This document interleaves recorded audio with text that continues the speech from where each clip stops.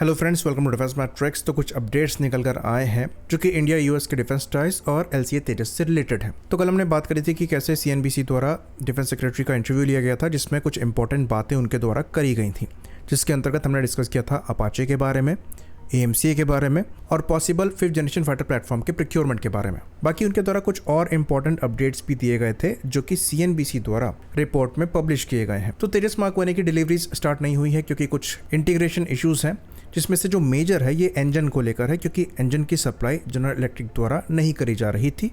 पिछले महीने ही एक इंजन डिलीवर हुआ है और इस मंथ एक इंजन डिलीवर होना है। 6 एयरक्राफ्ट फ्लाई कर रहे हैं। तो प्लान ये है कि इस फाइनेंशियल ईयर के एंड से पहले यानी कि मार्च 2026 से पहले 12 तेजस मार्क 1A एयरफोर्स को एचएएल डिलीवर करेगा। साथ में इस मंथ के बाद से जो इंजन की डिलीवरीज होगी उसमें इजाफा होगा, एक के बजाय 2 इंजन पर मंथ के हिसाब से डिलीवर होंगे। तो जो इंजन डिलीवरी रेट है ये 24 इंजन पर ईयर तक पहुंचेगा और एचएएल की कोशिश यहाँ पर ये रहेगी कि वो 24 एयरक्राफ्ट पर ईयर, उसके बाद 30 एयरक्राफ्ट तक पर ईयर प्रोड्यूस करने की कोशिश करेंगे, क्योंकि प्राइवेट कंपनीज को भी कॉन्ट्रैक्ट दिए जा रहे हैं तेजस के डिफरेंट पार्ट्स को मैन्युफैक्चर करने के लिए, जो कि प्रोडक्शन रेट को बढ़ाने में हेल्प करेगा। साथ में जनरल इलेक्ट्रिक द्वारा भी सब्सिक्वेंटली इंजन के प्रोडक्शन रेट को भी बढ़ाया जाएगा। तो एचएएल का पूरा प्लान है, जो एंड टाइमलाइन दी गई है उस तक सारे एयरक्राफ्ट डिलीवर हो पाए, भले ही डिलीवरी स्टार्ट होने में यहाँ पर समय लगा है क्योंकि इंटीग्रेशन इश्यूज हैं, जैसा कि हम जानते हैं। तो ये बात हम आपको बता दें कि इंटीग्रेशन इश्यूज भले ही आ रहे हों, पर एचएएल की मैन्युफैक्चरिंग कैपेबिलिटी अच्छी है। ये चीज़ आप हेलीकॉप्टर्स की डिलीवरीज से देख सकते हैं, जहां पर एएलएच थ्रूफ समय पर या फिर समय से पहले भी डिलीवर हुए हैं।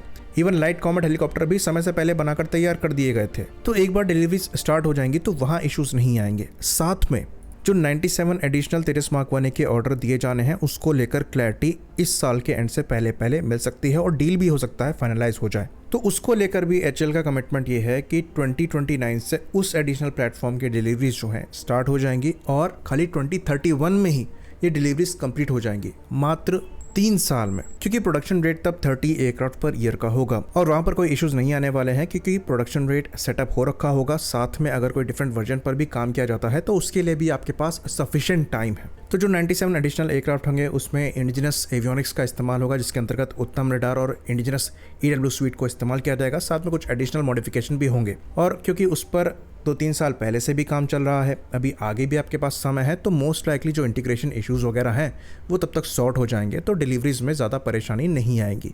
जीई का भी कमिटमेंट है, वो समय पर इंजन डिलीवर करने वाले हैं। तो इस चीज़ से हम निश्चिंत हो सकते हैं कि एक बार डिलीवरीज स्टार्ट हो जाएंगी तो कोई इशू नहीं होगा। तो ये एक अच्छी न्यूज़ है। बाकी बात करें तो ये भी बताया गया है कि जो F414 इंजन को लेकर नेगोशिएशन चल रहा है, जिनको इंडिया में मैन्युफैक्चर करना है, उन इंजन्स को लेकर भी नेगोशिएशन ऑलमोस्ट खत्म हो चुका है और इस फाइनेंशियल ईयर में डील साइन हो जाएगी, जिसके बाद इन इंजन्स को इंडिया में मैन्युफैक्चर करने के लिए चीज़ों को आगे बढ़ाया जाएगा।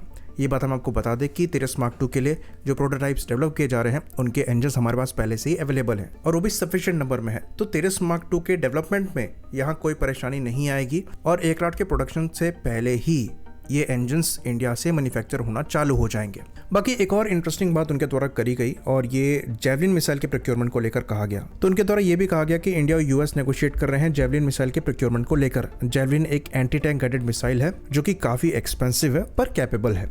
तो ये चीज़ पहले भी न्यूज़ में आ चुकी है और ये इंटरेस्टिंग इसलिए हो जाता है क्योंकि हमारे द्वारा सेम कैटेगरी में anti tank guided missile develop करी जा रही है, जो कि MP-ATGM है। पर MP-ATGM पर अभी काम किया जा रहा है और मोस्ट लाइकली जो जेवलिन का प्रोक्योरमेंट है ये इमरजेंसी रूट के थ्रू है, तो पॉसिबिलिटी एग्जिस्ट करती है कि ये स्टॉप गैप के लिए हो। बाकी एक और काफ़ी इंटरेस्टिंग बात कही गई, जिसके अंतर्गत ये कहा गया कि इंडिया S400 को लेकर उसकी MRO फैसिलिटी खोलने की तैयारी में है, यानी कि मेंटेनेंस, रिपेयर और ओवरऑल फैसिलिटी को खोलने की तैयारी में है। तो अभी हमारे द्वारा 5 S400 के स्क्वाड्रंस को लिया गया है और आगे दिख रहा है कि 2 एडिशनल S400 यूनिट्स ली जा सकती हैं। तो करीबन 7 S400 squadrons most likely India future में ऑपरेट करेगा और इसलिए ये सेंस बनाता है कि इनकी मेंटेनेंस, रिपेयर और ओवरऑल फैसिलिटी इंडिया में हो। तो ये एक लॉजिकल स्टेप है। बाकी एक और जो इम्पोर्टेंट बात यहाँ पर करी गई वो करी गई ब्रह्मोस के अपग्रेड्स की, यानी कि जो सर्विस में पहले से ही ब्रह्मोस मिसाइल है उनको अपग्रेड किया जाएगा। मोस्ट लाइकली ये रेंज एक्सटेंशन अपग्रेड है, जिसके अंतर्गत जो लेटेस्ट ब्रह्मोस हैं ये ऑलमोस्ट 800 किलोमीटर की रेंज के साथ आ रही हैं। तो ये रेंज एक्सटेंशन ब्रह्मोस को फर्दर डेडली बना देता है और ये डिफेंस सेक्रेटरी द्वारा बताया ज़रूर गया, पर इसके बारे में पहले से ही चर्चाएं हो रही थी कि ये अपग्रेड्स चल रहे हैं। बाकी एक और जो बड़ा अपडेट दिया गया वो ड्रोन्स को लेकर दिया गया। तो ऑपरेशन सिंदूर के बाद जो लॉन्चिंग मिनेशंस हैं और लॉन्ग रेंज ड्रोन्स हैं, इनकी कैपेबिलिटी और इफेक्टिवनेस के बारे में हमको पता लगा। मोस्ट लाइकली उसके बाद यहाँ पर लार्जर ऑर्डर जो हैं ये प्लान किए जा रहे हैं, जो कि आने वाले समय में प्लेस किए जाएंगे। अच्छी बात यहाँ पर यह है कि ये डोमेस्टिक कंपनीज से लिए जाएंगे और ये बाय इंडियन IDDM के रूट के थ्रू लिए जाएंगे, जिसकी वजह से जो ड्रोन्स यहाँ पर आएंगे वो इंडिजिनसली डिज़ाइन भी होंगे और डेवलप भी होंगे, साथ में मैन्युफैक्चर तो इंडिया में होंगे ही। तो ये एक अच्छी अपॉर्चुनिटीज़ हैं उन कंपनीज़ के लिए जो कि ड्रोन मार्केट में नई आई हैं और अपने खुद के आइडियाज़ के साथ आगे बढ़ रही हैं। ऐसी कई कंपनीज एग्जिस्ट करती हैं। बाकी हमने कुछ ही दिनों पहले बात करी थी कि गवर्नमेंट द्वारा इस चीज़ को पुश करने के लिए इंसेंटिव प्रोग्राम्स भी लेकर आए जा रहे हैं, जिसके अंतर्गत ऑलमोस्ट $230 मिलियन के इंसेंटिव दिए जा सकते हैं। तो ड्रोन्स डेवलपमेंट, प्रोक्योरमेंट और मैन्युफैक्चरिंग को लेकर बड़ा पुश है और इसी चीज़ को डिफेंस सेक्रेटरी द्वारा दोहराया गया। तो ये चीज़ ज़रूर है कि गवर्नमेंट इंडिजिनस ड्रोन R&D को सपोर्ट कर रही है, लेकिन ऐसा नहीं है कि बाहर अगर कोई अच्छी टेक्नोलॉजी है और कोई लेकर आ रहा है तो उसके लिए कोई अपॉर्चुनिटी नहीं है। ये चीज़ बताई गई कि अगर कोई कंपनी बाहर से टेक्नोलॉजी एक्वायर करके लेकिन इंडिया में मैन्युफैक्चर करती है तो उस चीज़ को लेकर भी जो मिनिस्ट्री ऑफ डिफेंस है वो ओपन है और उनको भी मौका दिया जाएगा। तो ये चीज़ हमने पहले भी डिस्कस करी थी कि कैसे ड्रोन्स एक ऐसी फील्ड है जो कि आपको बड़े नंबर्स में चाहिए और इनको लेकर मैन्युफैक्चरिंग कैपेबिलिटी आपकी बहुत अच्छी होनी चाहिए। रशिया यूक्रेन वॉर में ये हमने देख लिया है, जो प्रोडक्शन रेट है इन ड्रोन्स का वो कितना हाई है। तो ज़रूरत पड़ने पर आपको ज़्यादा से ज़्यादा कंपनीज चाहिए जो कि ऐसे ड्रोन्स को मैन्युफैक्चर करें। इसलिए अगर बाहर कोई अच्छा ड्रोन डेवलप कर रहा है, उसकी टेक्नोलॉजी काफ़ी अच्छी है और कोई कंपनी उनको इंडिया में लाकर मैन्युफैक्चर करना चाहती है तो इसमें कोई बुराई नहीं है। हाँ, लेकिन जो प्रायोरिटी है ये इंडिजिनस ड्रोन R&D को है।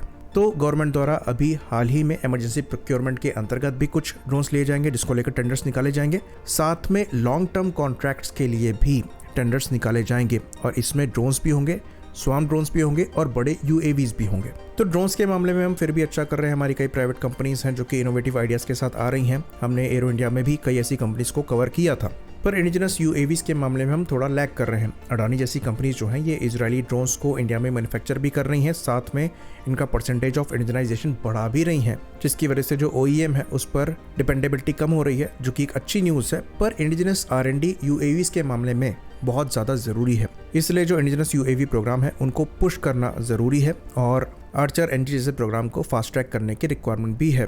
तो रुस्तम प्रोग्राम से जो हमें एक्सपीरियंस मिला है उसका यूटिलाइजेशन ज़रूरी है और इसलिए इस फील्ड में जो R&D है वो ख़त्म नहीं होना चाहिए।